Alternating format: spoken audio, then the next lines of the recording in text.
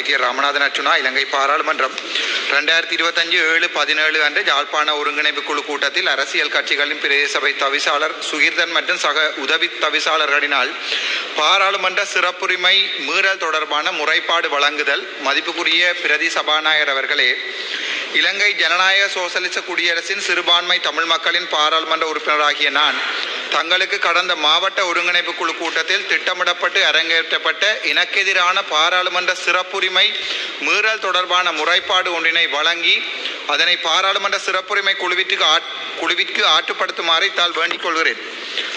கடந்த யாழ்ப்பாண மாவட்ட ஒருங்கிணைப்பு குழு கூட்டம் கௌரவ அமைச்சரும் பாராளுமன்ற உறுப்பினரும் ஆகிய ராமலிங்கம் சந்திரசேகர் அவர்களால் 17/7/2025 அன்று செயலாளர் மற்றும் அரசாங்க அதிபர் அதை தவிர ஆளுநர் அவர்களால் ஒன்று கூடல் செய்யப்பட்டது.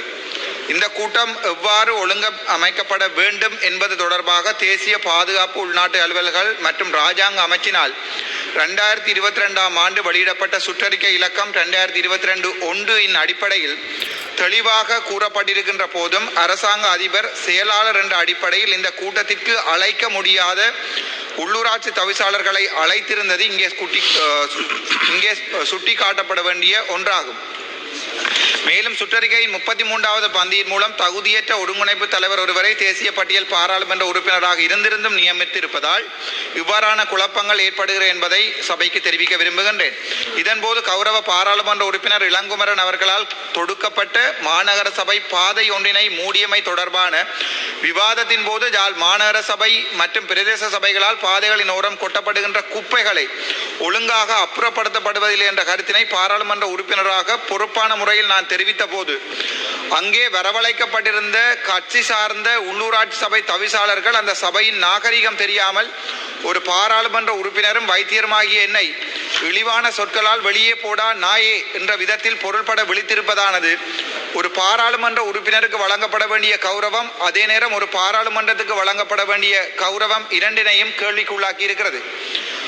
இதன் அடிப்படையில் சுற்று நிரூபத்தின் வரம்புகளை மீறி ஜனாதிபதி தலைவரை தெரிவு செய்திருப்பதும் அவர் உள்ளூராட்சி சபை தவிசாளர்களை அழைத்திருந்ததும் அதே நேரம் அதே தவிசாளர்கள் முறைகேடாக நடந்தபோது அந்த கூட்டத்தினை ஒழுங்காக நடத்தி செல்லாததும் ஒரு பாரிய குறைபாடாக நான் கருதுகிறேன்.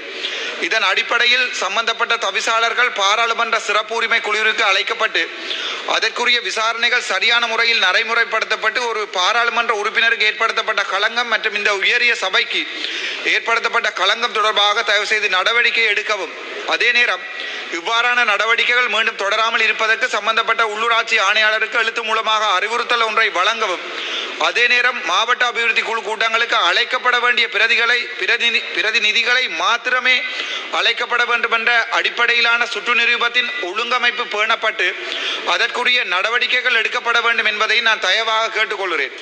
மத்திய அரசினால் மாவட்டத்துக்கு ஒதுக்கப்படுகின்ற பணம் தொடர்பான அபிவிருத்தி குழு கூட்டங்களுக்கு அதற்கு சம்பந்தமில்லாத உள்ளூராட்சி சபை தவிசாளர்களை அழைத்ததன் மூலம் சுற்று நிரூபத்தை யாழ்ப்பாண அரசாங்க அதிபர் அவர்கள் மீறியிருக்கிறார் என்பதையும் கருத்தில் கொண்டு அது தொடர்பான பூர்வாங்க விசாரணைகளை ஆரம்பிக்க சம்பந்தப்பட்ட அமைச்சுக்கு அறிவுறுத்தலை வழங்குமாறு பணிவன்புடன் கேட்டுக்கொள்கிறேன்.